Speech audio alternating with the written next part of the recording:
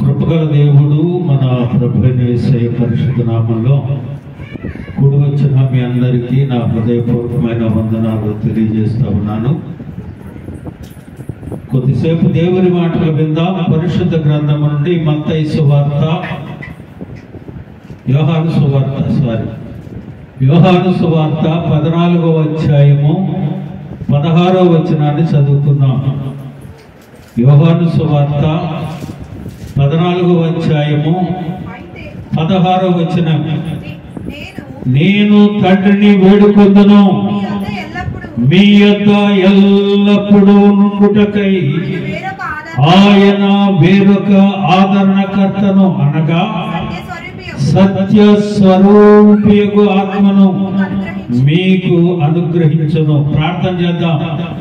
సర్వశక్తిమంతుడా, మీకు వందనాలు. ఈ పునరుద్ధాన దినమందు ఈ రీతిగా నీ సన్నిధికి మమ్మల్ని సమకూర్చిన దేవా స్తోత్రాలు.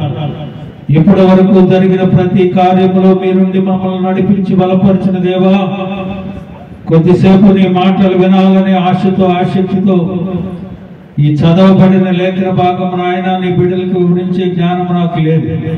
నీ సిలువ చాటు నన్ను మరుగుపరుచుకొని నీ మాటలతో మా హృదయాలు నింపి నీ లేఖనానుసారంగా జీవించే కృప మాకు అనుగ్రహించి మహిమ పొందమని మా ప్రభు అయిన యేసయ్య పరిశుద్ధ నామములో అడిగి వేడుకొనుచు ప్రార్థిస్తున్నాను మా పరమ తండ్రి, ఆమేన్. ప్రియమైన దేవుని బిడ్డలారా, యేసయ్య తన శిష్యులతో చెప్పుతున్న మాట ఏమి అంటా ఉన్నాడు?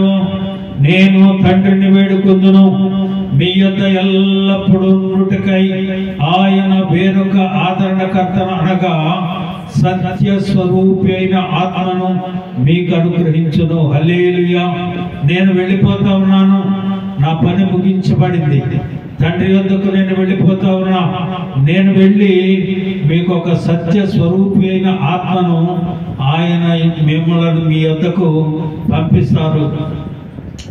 ఆయన వేరొక ఆదరణకర్తను అనగా సత్య స్వరూపి అయిన ఆత్మను పంపిస్తాడు. ఆయన ఏం చేస్తాడంటే ఆ ఆత్మను మీకు అనుగ్రహిస్తాడు. ఆ ఆత్మను మీకు అనుగ్రహించిన తర్వాత మీరు ఏ రీతిగా ఉంటారో, ఆ ఆత్మను మీరు పొందుకున్న తర్వాత మీరు ఏ రీతిగా నడవబడతారో, మీరు ఏ రీతిగా ఉంటారో యేసయ్య సూటిగా తేటగా స్పష్టంగా తెలియజేశాడు. ప్రియమైన దేవుని బిడ్డలారా, సత్య స్వరూపి అయిన ఆత్మ మనకు అనుగ్రహించబడింది. అదే సర్వ సత్యములోనికి కూడా మనల్ని నడిపిస్తా ఉంది.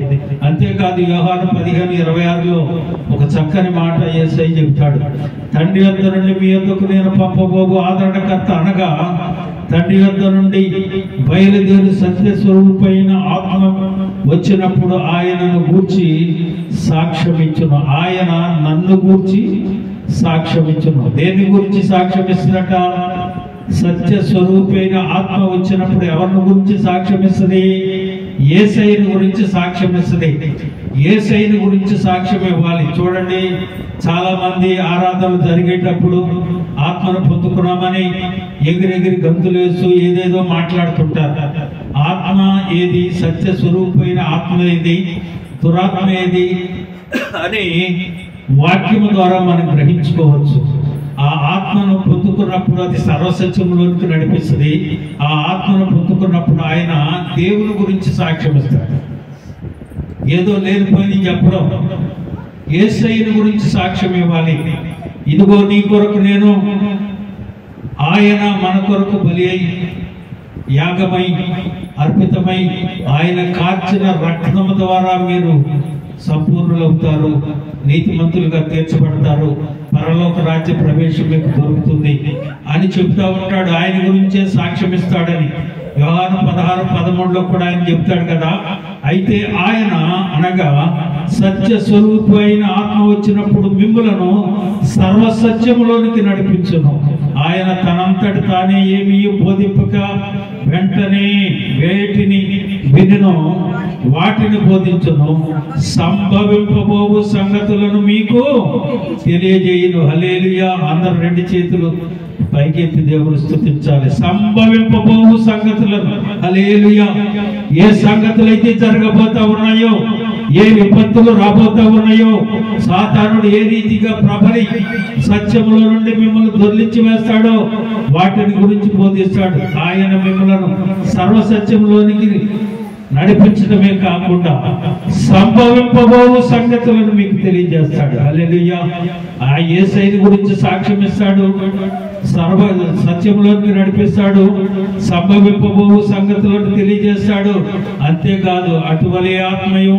చూడండి 8:26 రోమాపత్రిక అందరూ జ్ఞాపకం ఉంచుకోవలసిన వాక్యం అది. 8:26 అటువలే ఆత్మయం మన బలహీనతలను చూసి సహాయం చేయుచున్నాడు. ఎలాగును మనము యుక్తముగా ప్రార్థన చేయవలన మనకు తెలియదు గాని ఉచ్చరింప సఖ్యము కాని మూలుగులతో ఆత్మ తానే మన పక్షముగా విజ్ఞాపన చేయుచున్నాడు. హల్లెలూయా. ప్రియమైన దేవుని బిడ్డలారా, సత్య స్వరూపి అయిన ఆత్మను పొందుకున్న వ్యక్తులలో ఉండవలసిన లక్షణాలను గురించి, సత్య స్వరూపి అయిన ఆత్మను మీరు కలిగి ఉన్నప్పుడు, ఆయన మీ యొద్దకు వచ్చినప్పుడు, మీలో ఉన్నప్పుడు ఏమేమి సంభవింపబోతా ఉన్నాయో వాటన్నిటినీ ఈ దినం ప్రభు మనతో మాట్లాడుతున్నాడు. ఏమి అతను చెప్తున్నాడు? ఆత్మను పొందుకున్నవాడు ఏం చేయాలి, ఆత్మను పొందుకున్నవాడు ఏ రీతిగా ఉంటాడు, ఆ ఆత్మ ఏ రీతిగా మనం నడిపించబడతా ఉంది, మనము నడిపింపబడతా ఉన్నాం. సర్వసత్యంలోనికి నడిపించింది, యేసయ్య గురించి సాక్ష్యం ఇస్తుంది, సంభవింపబోవు సంగతులను తెలియజేస్తుంది.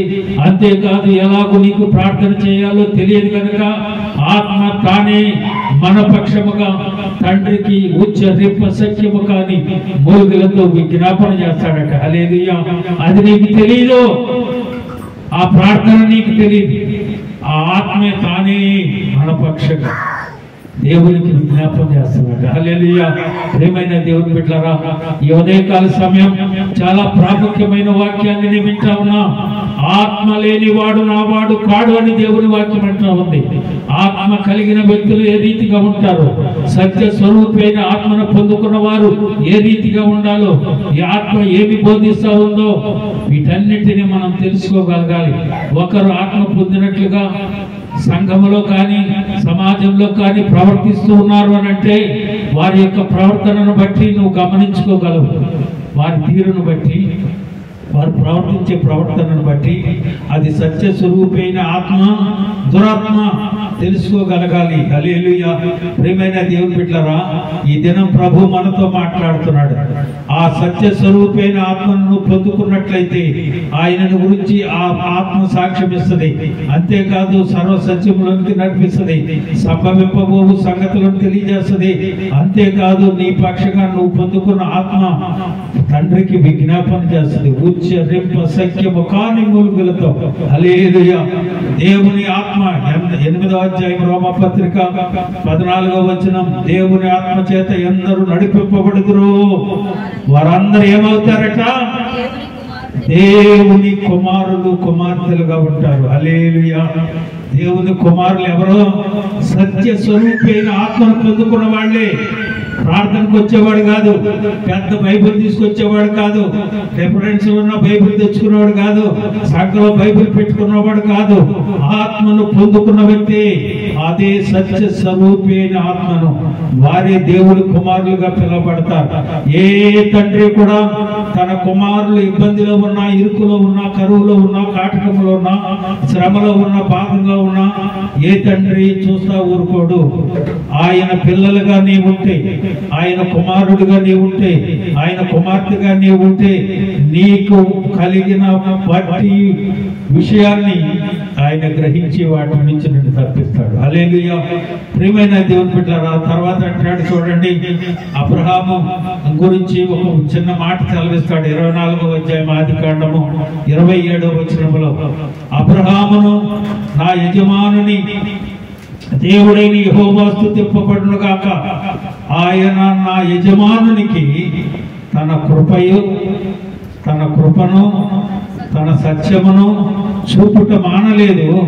నేను త్రోవలో ఉండగానే యెహోవా నా యజమానుని బంధువుల ఇంటికి నన్ను నడిపించను. హల్లెలూయా.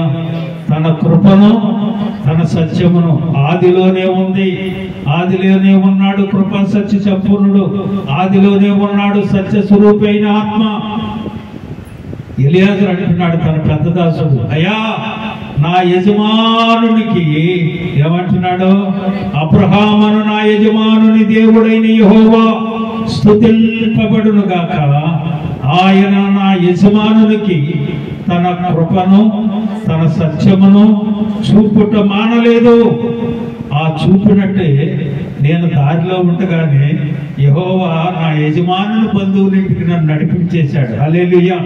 ఆ ఆత్మను నువ్వు పొందుకుంటే, దేవుడు ఆ సత్య స్వరూపిని నీకు అనుగ్రహిస్తే, నీవు ఏది తలపెడతా ఉన్నావో అక్కడ ఎలియాజరు దాసుడు అంటున్నాడు, ఆయన తన దాసునికి అయిన నా యజమానునికి తన కృపను సత్యము చూపుట మానలేదు. ఆ కృపా సత్యము నేను బయలుదేరాను, ఇంక మార్గంలోనే ఉన్నా, కానీ ఆ బంధువుల ఎదురు నడిపించేసింది. హల్లెలూయా. ప్రియమైన దేవుని బిడ్డలారా, ఆ ఆత్మను నువ్వు పొందుకుంటే, ఆ ఆత్మను నువ్వు కలిగి ఉంటే, తలపెడుతున్న ప్రతి కార్యము నీవు మార్గములో ఉండగానే జరిపించి తీడతాడు. హల్లెలూయా. అదే ఆ పెద్ద దాసుడు తన యజమాని గురించి సాక్ష్యం ఇస్తా ఉన్నాడు. ప్రియమైన దేవుని బిడ్డలారా, ఆ సత్య స్వరూపి అనే ఆత్మను పొందుకుంటే ఎన్నో అద్భుతాలు నీ కుటుంబాలలో, ఎన్నో అద్భుతాలు నీ వ్యక్తిగత జీవితంలో, ఎన్నో అద్భుతాలు మన సంఘంలో జరుగుతాయి. ఆత్మ కావాలి. అదే అంటున్నాడు యేసయ్య, నేను వెళ్తున్నా, సత్య స్వరూపమైన ఆత్మను మీ అందరూ పంపుతున్నాను. అదే మిమ్మల్ని సర్వసత్యములను నడిపిస్తుంది. అదే జరగబోయే వాటిని వివరిస్తుంది. అదే నన్ను గురించి సాక్ష్యం ఇస్తుంది. నిన్ను గురించి నీకు ఎలాగో ప్రార్థన చేయాలో తెలియదు కనుక ఆ ఆత్మ తానే మీ పక్షంగా తండ్రికి విజ్ఞాపన చేసి జరగబోయే సంగతులన్నిటినీ గ్రహించి నడిపించి బలపరిచేది కూడా ఆ ఆత్మే. హల్లెలూయా. ప్రియమైన దేవుని బిడ్డలారా, ఆయన అంటాడు కదా, నేనే మార్గమును సత్యమును జీవమునై ఉన్నాడు, నా ద్వారా తప్ప ఎవడును తండ్రి యొద్దకు చేరలేడు. ఆ ఆత్మను కలిగి ఉన్నవాడే తండ్రి యొద్దకు చేరతాడు. ఆ ఆత్మను పొందుకున్నవాడే ఆయన చేత కాపాడబడతాడు.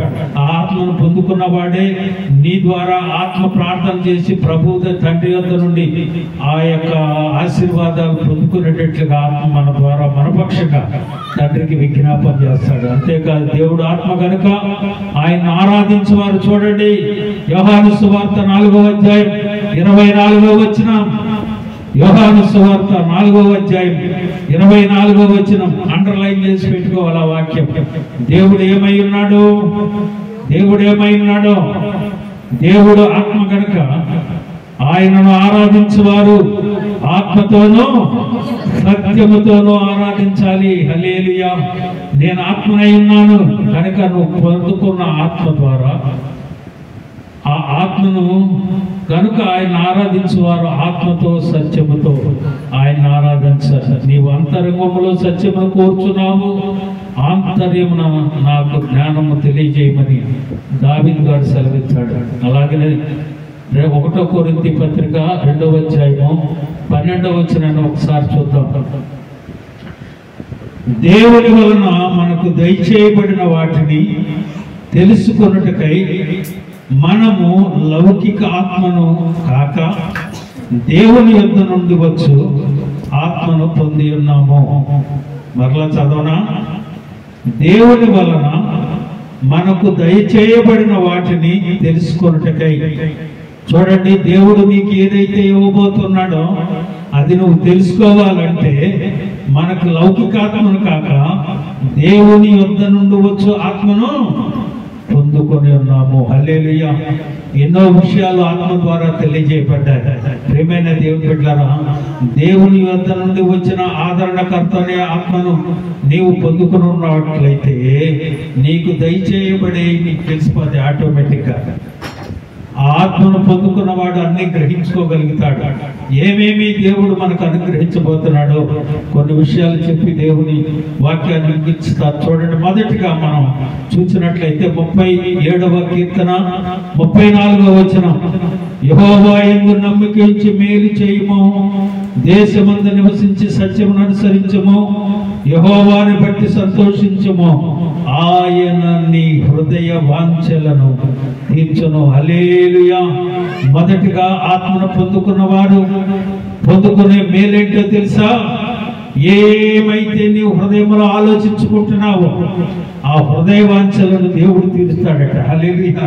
ప్రియమైన దేవుని బిడ్డలారా, నీ హృదయ వాంఛలు తీర్చాలంటే సత్య స్వరూపి అయిన ఆత్మను పొందుకున్న వారివై ఉండాలి. ఆ పొందుకుంటే దేవుడు నీకేం దయచేయబోతున్నాడో గ్రహించగలిగే శక్తి నీవు కలిగి ఉంటావు. ఆయన నీ హృదయ వాంఛలను తీరుస్తాడట. ప్రియమైన దేవుని బిడ్డలారా, చాలా జాగ్రత్తగా దేవుని వాక్యాన్ని వినాలి. ఆత్మను కలిగిన వ్యక్తులు పొందుకునే ఆశీర్వాదాలు స్పష్టంగా తెలియజేయబడ్డాయి.